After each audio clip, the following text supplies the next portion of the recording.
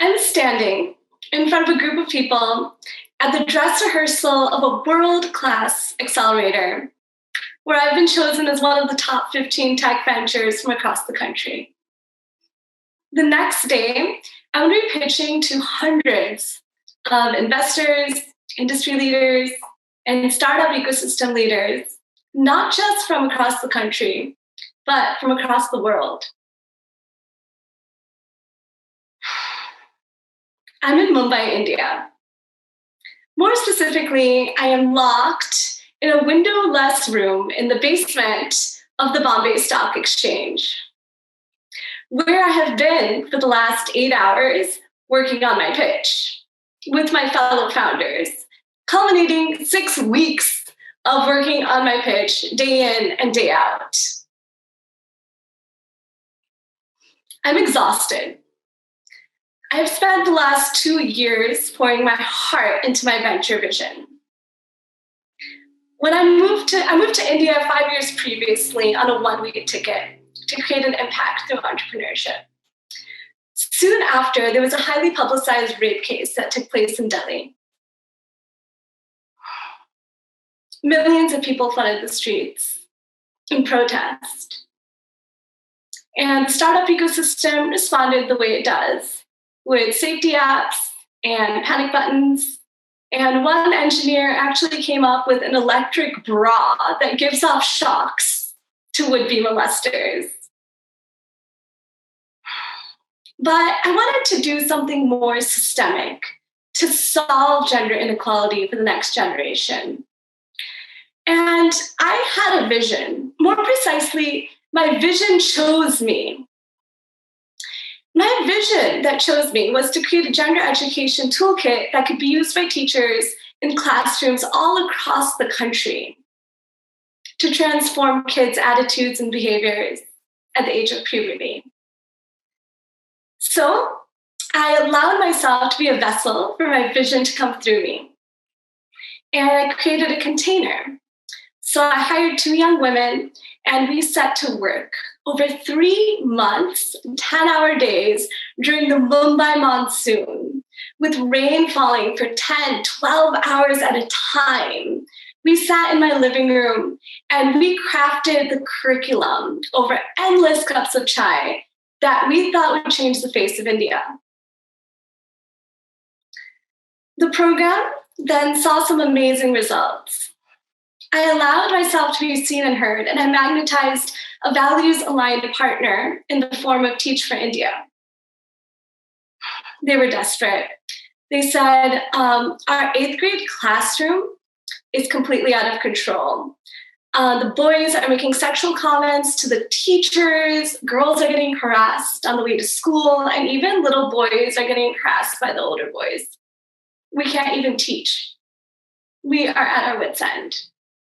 So we went in there and we ran our taboo-breaking sex education program that we had just created.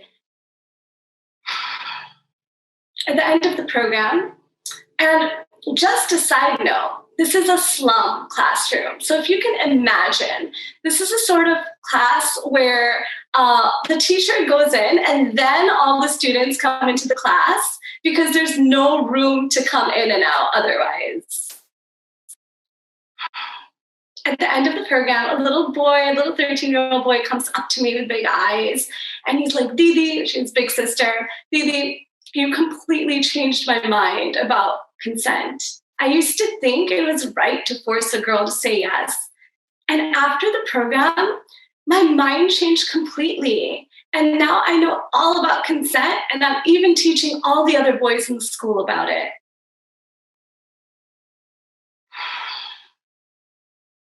We went into the school even a few months later, and we came in, and all the teachers stood up and they gave us a standing ovation.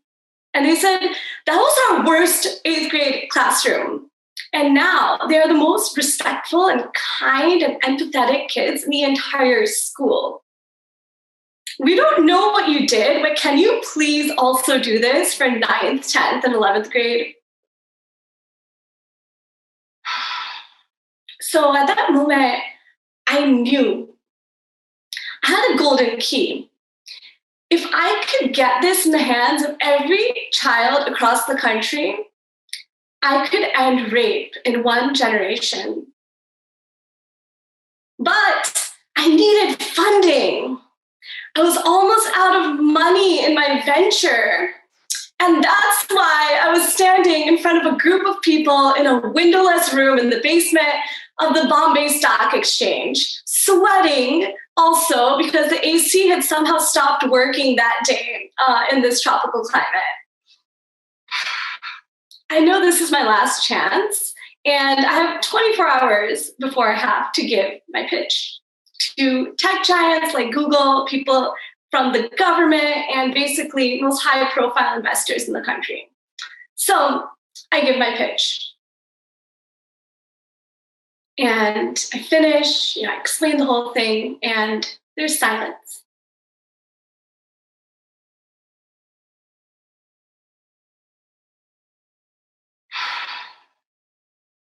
Finally, one of the mentors kind of like looking at me, like she puts her glasses up her face. She's looking at me and she raised her hand. She's like, I have feedback. Okay. What is that font you're using on the slide? Like, and there aren't even any animations in the entire deck. In fact, this is the worst deck I have ever seen. My 11-year-old son could do a better job. I'm speechless, and my heart starts beating a little bit, and I like get flushed, and I don't say a word. I shut my computer, and I go home. But to get this kind of surface level feedback at the end of the entire trajectory, with 24 hours to go to pitch, was devastating. And I thought, why am I even here? I've sacrificed my country, my normal life in America. I've sacrificed my savings, and I've even sacrificed my reputation by asking my friends and family for money. If people can't see me, then what am I doing here? So I decide I'll give myself 6 months and go all out and leave. And I did. I left behind the network that I had built. I left behind my vision. I left behind my brand. And I also left behind the pressure that I had been placing on myself and the industry had been placing on me. So in short, I left behind my identity and I came back to California. 6 months later, I'm sitting at my parents' dining room table, and it is silent in this leafy green suburb in Northern California. There's birds chirping outside. It's the perfect temperature. And I open my computer and there's an email. And the email is from the largest corporation in India.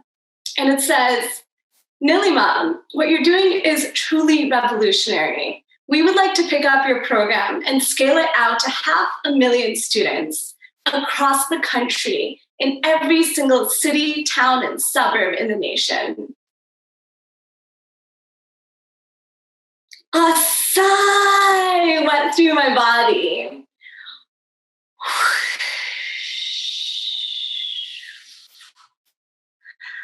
For every time that someone hadn't seen me, I have been right all along.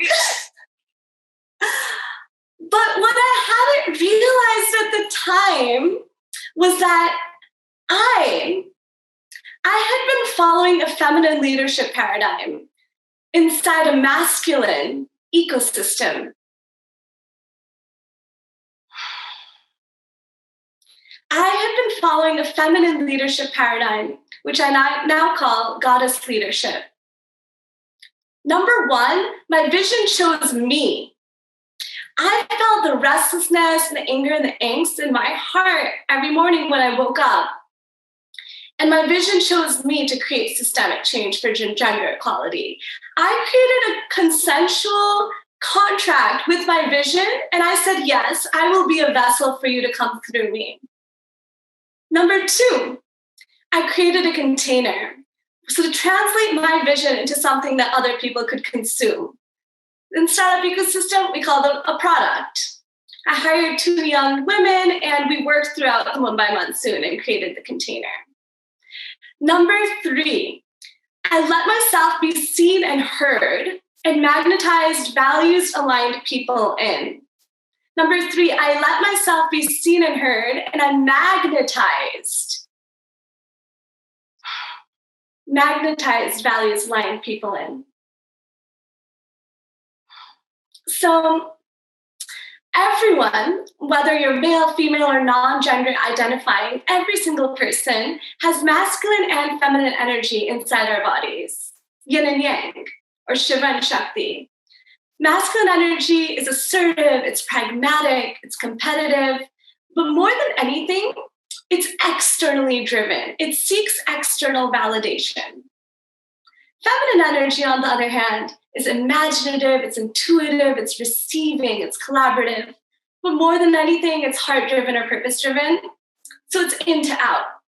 So this is the difference between trying to push and shove my message on someone and simply allowing myself to be seen and becoming a magnet. Feminine leaders are magnets to the opportunities that want to come to them. So the height of my magnetizing happened when I was selected for a reality show reaching 10 million viewers across India. And basically they would lock us on set for like the entire day for 2 weeks. And at the spur of a moment, like just toss us in the spotlight for 10 million viewers streaming live. And I had to talk about sex education, which is the 3,000-year-old taboo, and be in the living rooms of people across India talking about this. So I was bravely letting myself be seen and heard and being an embodiment of my message.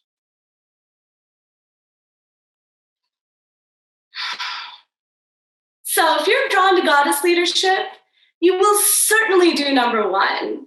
You will become a vessel for your vision that chooses you. You will do number 2. You'll create a container, like a program, a service, a product.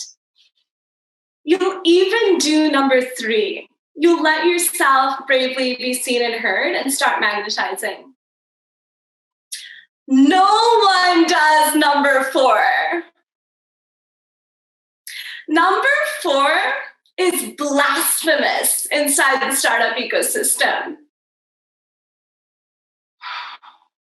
Number 4, rest, relax, and receive in divine timing. So a few months after my Bombay Stock Exchange pitch, I decided to stop. Ooh, blasphemous. I stopped. I took a little old, like, Victoria's Secret tote bag. Like, I threw a pajama, like a t-shirt, and like one toothbrush into it.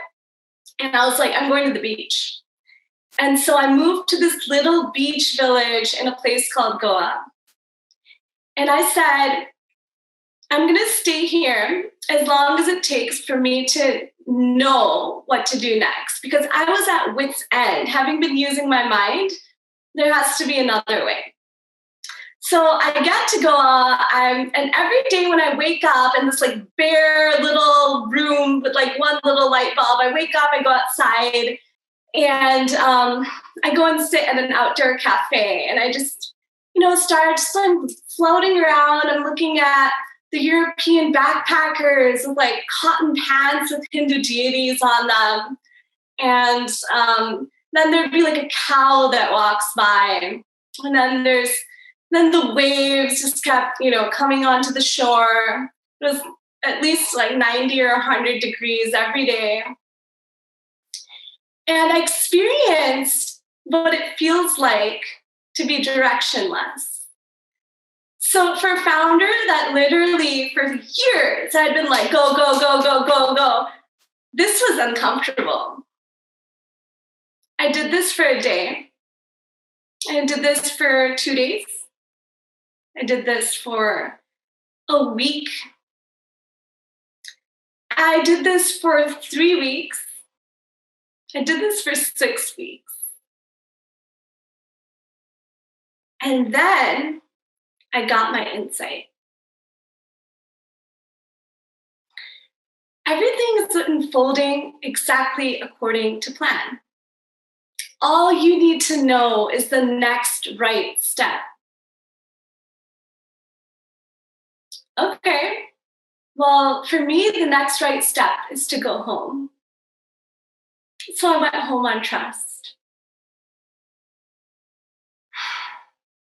Which brings me to number 5, quantum outcomes. When you lead from goddess leadership, your venture is going to look very different. A venture or whatever it is that you're creating is going to look very different from other ventures. I did not go from 10 users to 100 to 500 to 5,000. I went from a couple of pilots to 500,000 with a team of 3 people, handful of cash, in 3 years, which is a scale that has not been achieved of transformation by governments, by NGOs, or by other very large companies. Quantum outcomes. We are at such a precipice on our planet right now. All of our industries are crumbling. Our healthcare system does not heal people. Our education system does not prepare kids for the future of the economy. Our food systems are impure. Our media is biased. Our cities and our communities don't value or support human life. If you're alive right now on Earth, there's a reason for you to be here. And if the vision has chosen you, you're not alone. There are thousands of women and men across the world who have been chosen with visions that can heal and transform our industries.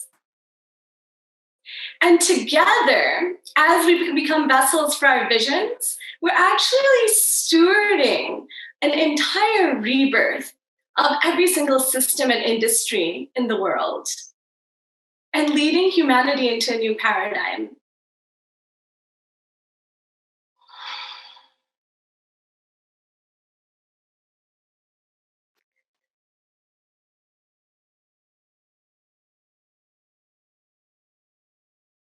If you're watching me right now, I see you. You are a goddess leader too.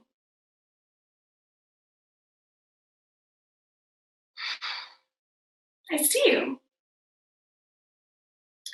I started the Female Founders Lab as an accelerator for ideas that can transform our industries and systems to become more regenerative, sustainable, holistic, democratic, and just. Quantum outcomes are now possible for you too. Let's create the future. Thank you.